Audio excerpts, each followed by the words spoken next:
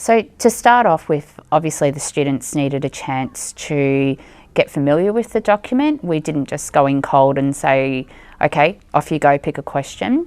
We unpacked it, we discussed what understandings the students had around the document. Students as designers of learning, I think this means. I think that an important part that was said was about being a good learner and having a growth mindset, and also being in the learning pit and how you're getting out of the learning pit. So I liked how Noah thought of how maybe it's about students thinking of ideas for their learning and not the teachers. In your group, you're going to work together to unpack the circle. So how can you actually use the statements in your circle as learners at MOG?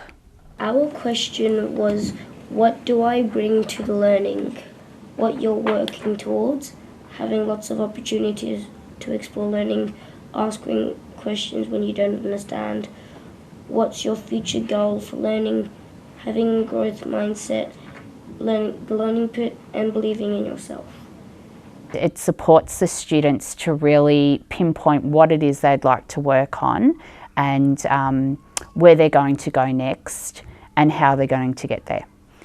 And what I'd like you to do is write down the questions that you would like to focus on, and we can talk about what's that going to look like in your learning and what does that mean for you. You've got another question that you'd like to talk to us about? How will I ensure that my learning allows me to take time and to stop, reflect and take action that matters? I particularly want to work on my writing. Okay. In sense that I want to make it more as a writing piece and less like a conversation. Okay, yeah. Okay. And when you stop and reflect, when you finish writing, you can stop and then you read through it and you reflect on what you did good and what you could improve on to help you take action to what you have to do next.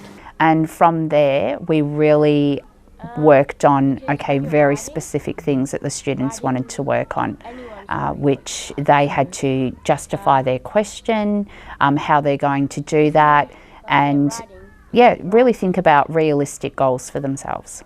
My main goal was to focus on my future learning, and I've been working on that with my writing. It's helping me because I can use it to have different ideas and just expand on my writing.